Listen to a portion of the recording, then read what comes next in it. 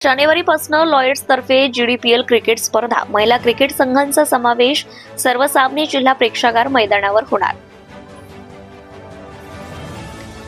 Lloyds Metals and Energy Limited तर्फे आयोजित गडचिरोली जिल्हा प्रीमियर लीग जीडीपीएलच्या 2026 टी20 सीझनचे नियम, स्वरूप आणि कार्यक्रम आज अधिकृतरित्या जाहीर करण्यात आले।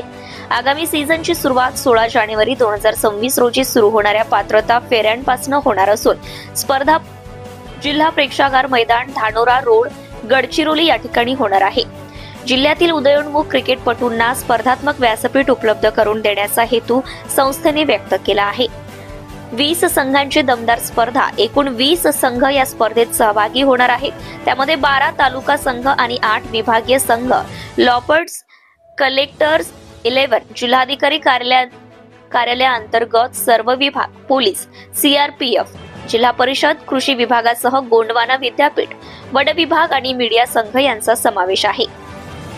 सर्व सामने आयपीएल व बीसीसीआय मानक टी20 नियमानुसार खेळवले जातील। जीडीपीएल 2026 सीझनसाठी संघ निवड प्रक्रिया अधिक पारदर्शक आणि स्पर्धात्मक करण्यात आली आहे।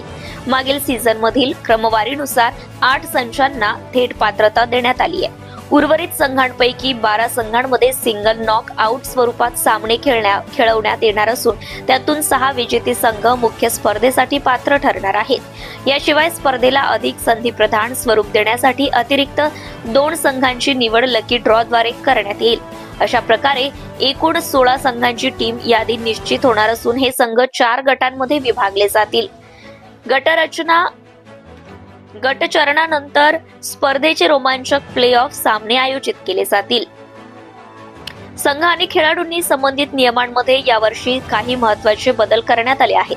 प्रत्येक संघात 16 खेळाडू आणि 4 अधिकृत सदस्य असणे अनिवार्य आहे।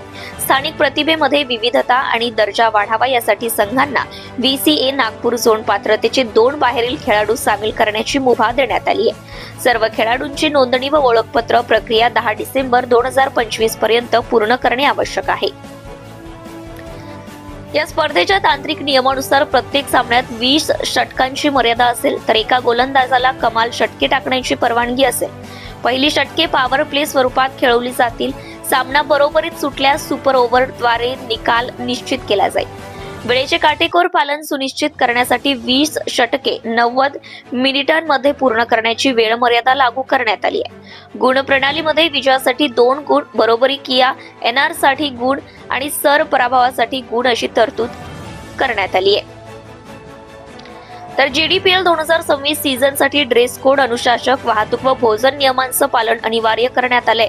त्यामुळे नियमांचे उल्लंघन झाल्यास संबंधितांवर दंडात्मक कारवाई करण्यात येणार आहे। संपूर्ण स्पर्धेत प्रामाणिकपणा, पारदर्शकता आणि सुरक्षिततेला सर्वोच्च प्राधान्य देण्यात आले। यासाठी न्यूट्रल अंपायर, मॅच रेफरी तसेच टीम इंटेग्रिटी ऑफिसर्स नियुक्त करण्यात येते।